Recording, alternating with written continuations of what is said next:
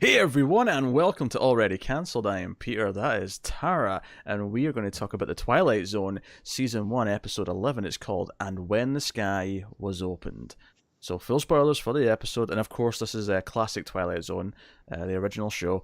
So, oh, did you remember this episode when you heard about it last week? Was this one you knew what it was going in? No, I No. didn't. I had vague memories of, uh, vanishing, and that was about it, which turned out to be accurate. Like there is vanishing of sorts in this. I don't even remember Rod Serling talking about it last week.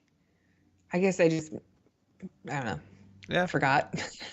but yeah. So the episode is about three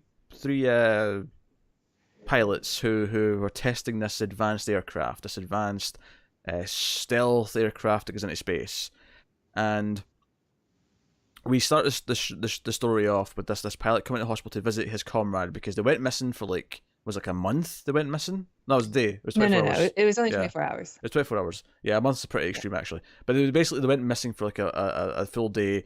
Not no radar, nothing like that. And this guy, what was his name? Let me get the main character's name. Forbes, Clegg Yes. Forbes. Mhm. He comes up to into the hospital to see his comrade, and he comes into the room, and he's kind of nervous, and he basically explains that there was a third man, there was a third pilot, but for some reason since yesterday, the newspaper that mentioned all three of us before only mentions two of us. No one else seems to know who he is, including this pilot in the hospital bed. He's like, no, I don't know who you talking about. I've never heard of this guy. Who's Ed Harrington? Never heard of him. And there we kind of flash back and get the story from his side and see that there was three of them and he was with this guy. They went out celebrating drinking because those two were fit to leave the hospital, Mhm. and this Ed Harrington starts to feel a bit weird and then eventually disappears, and everyone else has no idea he ever existed. It was like he was wiped out of continuity. Mhm. Doctor Manhattan, you know, snapped his fingers. Yeah, it could have been a Thanos joke, I suppose, but Thanos. Everyone still remembered everyone when Thanos did it. Right. You know, Yeah, this one it's a bit strange because it's not only that they just disappear, is that every evidence that they ever existed or memory of them is gone as well. yeah. So that's the premise of the episode, and of course, it's kind of about Forbes kind of like accepting that this has just happened, going more frantic, try to find someone to believe that he existed, and it eventually comes back to present day. And I think throughout the episode, as soon as it introduced the premise, I went, okay, which one of these two, either Forbes or the guy still in the hospital bed, yeah, Gart, which one of Hmm. them is going to disappear at the end? Like it's going to happen, right? Yeah, Turned out both of them disappeared technically by the end, but I was right. wait, I All was three of them. waiting for it all episode. But that's the premise of the episode. Tara, did you enjoy And When the Sky Was Opened? Yeah, I did a lot actually. I thought this episode was pretty fun. I mean, I guess not fun, but I was really invested. I liked all the acting. I liked the way it was structured too, where we kind of start in medias res, and uh, we're getting just glimpses of this what the story is going to be because somebody has already experienced it and is trying to explain it to a friend. Um, I thought that was a really interesting structure for an episode that we haven't quite seen yet. And yeah, it was really good. What about you? No, I liked it quite a bit as well. I like the ominous opening shot of just this ship under a tarp, which I Hmm. especially like because I could on a budget level. I'm like, okay, they didn't have a whole ship; they just had something that was the shape Yeah. of a ship. So let's just put a tarp over it, and it'll just look a ship. Um, you know, Which apparently goes into space. They said they went like 900 miles into space. yeah, they say that at one point, yeah. Because at first I thought it was just just a fast jet. They're just testing a new jet, but no, I was like, no, they've been in space. Um, I think obviously like a lot of Twilight Zone episodes, it kind of rests on the performances and Hmm. the reactions of particularly Forbes, who's kind of going kind of crazy, trying to like convince someone that this guy existed. And Yeah. I started to think about why he remembers him and no one else does. I think maybe because but at the end of the episode when Forbes himself disappears and Gart in the hospital bed remembers him, Hmm. I started to think about the comparing the two and why he because Gart doesn't remember Harrington, but he does remember I thought that Forbes. was a bit odd Yeah, too. Like, why wouldn't at least all three of them know of each other? and I think it's because the reason why that he remembers Forbes at the end is because much like when Forbes, when Harrington disappeared, he was with the person who disappeared, like, and not only that, but Okay. right before they disappeared, they were telling the other person that they thought they were disappearing. You know, in the case of Yeah. Forbes, he knew exactly, and he was saying this had already happened. In the case with Hmm. Harrington, he was saying that he felt weird and that he phoned his parents, and his parents didn't know who he was. Like his existence had already been like starting to like be erased essentially from Right. reality before he Yeah, disappeared. when Forbes first like starts to get that feeling and he just like they're in the bar and everything's normal, they're just kind of celebrating being alive. And then all of a sudden it's like he's about to take a drink or smoke or something and he's like looking in the mirror and he just has this like sense of dread just waft over him. And you could see it in his performance. It's really well done. That he's just like I don't I don't belong here. All of a sudden you just have this feeling that you're not supposed to be here. Like it's different. It's almost like being in another dimension or something. Like you're just in the wrong. It kind of makes sense when he starts to when he does actually disappear and everybody's like, no, that he never existed. He's just someone who's made up. That maybe he's in like a parallel universe almost. But it's I don't know. It's hard to explain because the way that the disappearing works, it's almost like somebody's erasing him on purpose. Yes. I just laughed there because you said it's almost like you're in a different dimension, and I really want Yeah, to like jump. a fifth dimension. Yeah, like a Twilight Zone, even you might say. Um, so no, I think the plot's fairly straightforward actually, because it kind of spells it out in the opening scene, and it just kind of plays out in the flashback, and then it comes back at the end, and he disappears when he freaks out, Hmm. and then we get the final scene where we see the room is completely empty. All three of them didn't exist, and we end on the same shot as we started on, where the ship was, but except now there's nothing there. Yeah, the ship's gone too. Yeah.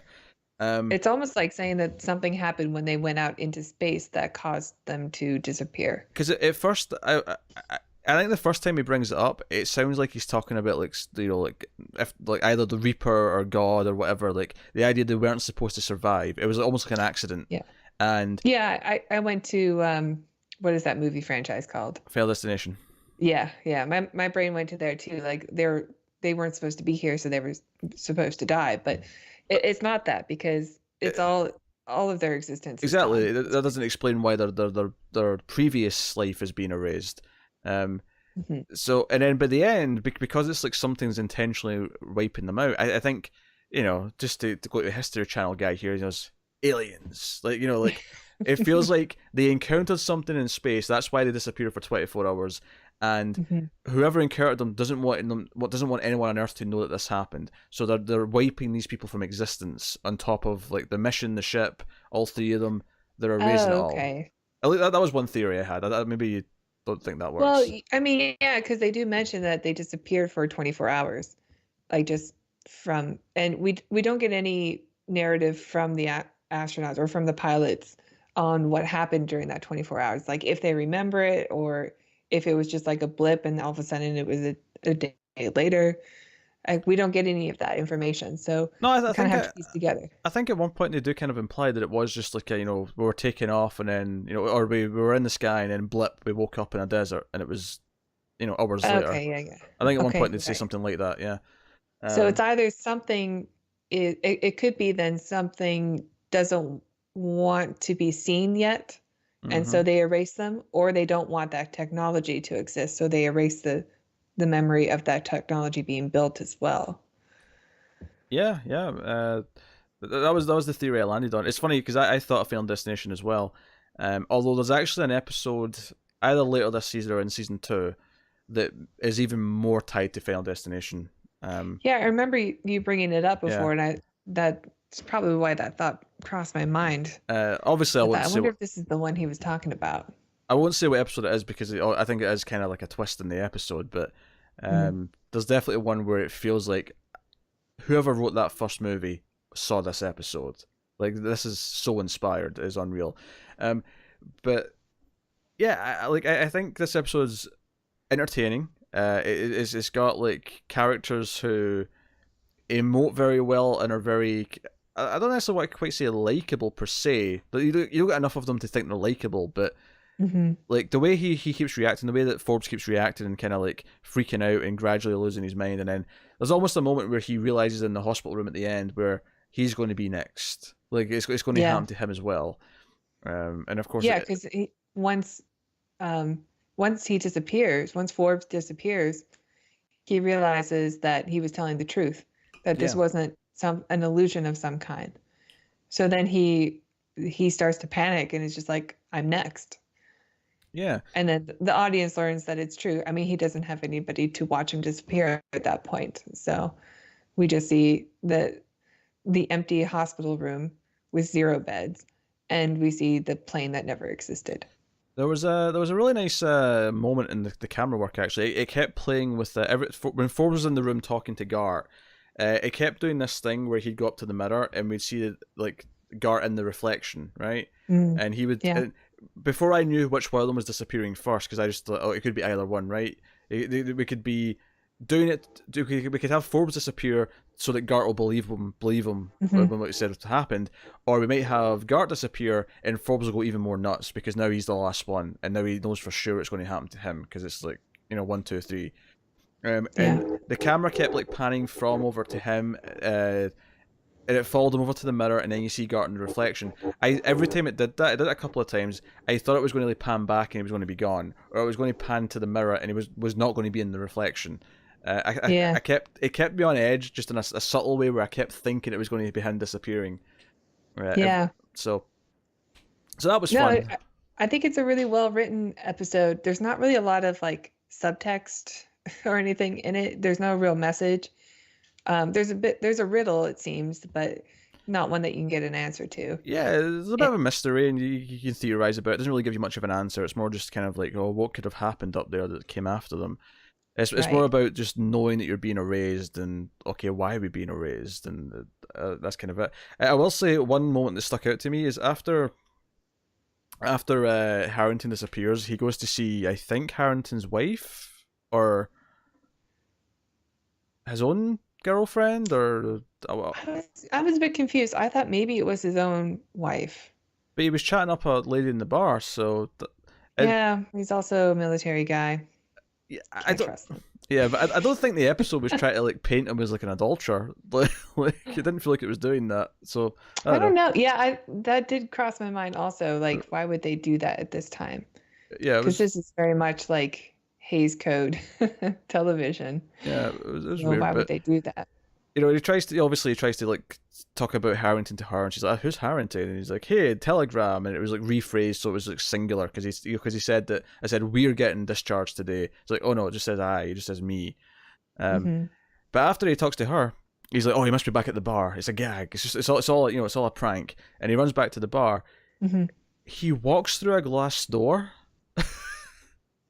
Yeah, And when I say he walks through a it's kind of glass brutal. door, I mean he walks through the glass. Like he doesn't open the Yeah, door. He just kind of like jumps into the glass, and yeah, it's not like he runs and jumps into it. It's not like there's a lot of force. He just kind of does it as if it's really easy. And okay, obviously in real life it was really easy because it's like sugar glass. But like it just the way he just kind of like jumped in was just really funny to me. yeah. It must have been paper thin glass, Yeah. but it was, yeah, it was very striking. Like, it kind of caught me off guard. Like, whoa. And I think this scene's actually a really neat thing stylistically, where he goes out of the bar and it's after hours, so it's been closed obviously, and Right. all the chairs are up and the tables upside down and stuff, and it's empty. And I thought this was a really nice visual representation of like him being on his own, and it's almost like the fear of what's going to happen to him. It's almost like maybe the first scene where it really sinks in that this might happen to him, where he is Yeah. going to be taken away from everyone. Well, And he's so convinced that Harrington's going to be there at the bar waiting for him, mm, and you could see him like just losing his mind and like being willing to not just break the glass, but break through the glass in order to try to find it to just get some kind of answer. yeah. So I just think it's a nice visual of him being in this empty room, and there's no evidence that anyone's been there. Yeah. It just kind of adds to the theme of the episode. So that's a neat touch as well. Mhm. So, um, yeah, it's solid. It's funny actually. The whole idea of the newspaper changing. I was thinking of Back to the Future actually, because that's a big. It's a big with like the photograph. yeah, it's a big plot mechanic. No, yeah, not even just a photograph. There's a newspaper in Back to the Future as well. Oh, the clock tower. No, Something maybe like. it's not the first movie I'm thinking of. I'm thinking of the second one with the arrest. Okay. Yeah.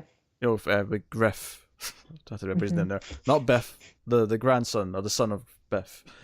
Um, like I was thinking of that. I was like, yeah, like they never show it fade like that movie does, but it's the same idea where he looks back and the newspaper's changed. Mm. So I was thinking of that. Not that I think Back to the Future necessarily. I mean, it might be inspired by this. It's such a small detail that it's not a big deal. But It is pretty. It's a really good, medium and effective one as well. But a lot of movies and TV at the time used newspaper headlines just to give like plot details. yeah, yeah. Whereas here, it's not really giving details. It is just purely a tool to show that no, this person's been erased. Because it Yeah. does it a couple of times. Because we see it too the first time because we're in the present day stuff, and then it cuts back and we see three people, and then at the very end we see it go down to one. So no, it's interesting. No, it's a really entertaining episode. It may not be the richest in terms of like, or let's analyze it and say what it's really about. Because I think intentionally there is no real answer to the episode. It's just kind of Right. like what did they encounter? But It's that's just kind a of fun. cool science fiction story, um, that's just full of dread. Like there's no real point to it other than the situation that they're in. But I think that's okay, like because it's definitely effective in what it's trying to do. Yeah. Um. So Yeah, but this isn't the Burgess Meredith episode with the title I can't remember. time enough at last. This isn't time enough at last, right? No. But it's a solid episode, entertaining. So, Agreed. yeah. So at the end, Rod Serling, of course, always tells about the next episode, and the next one seems to be Christmas themed. Presents. He's got Yep, there's some presents, gift giving. and he says he mentions two actors, and we've got the oddest gift of all in the Twilight Zone. So he doesn't really say much about the plot so much. But as No. always, I will click ahead on IMDb and have just read it the quick summary here. A small-time crook plans to exploit an old street peddler who has the uncanny knack of selling people exactly what they will shortly need. Oh, is it like a Needful Things story? Interesting.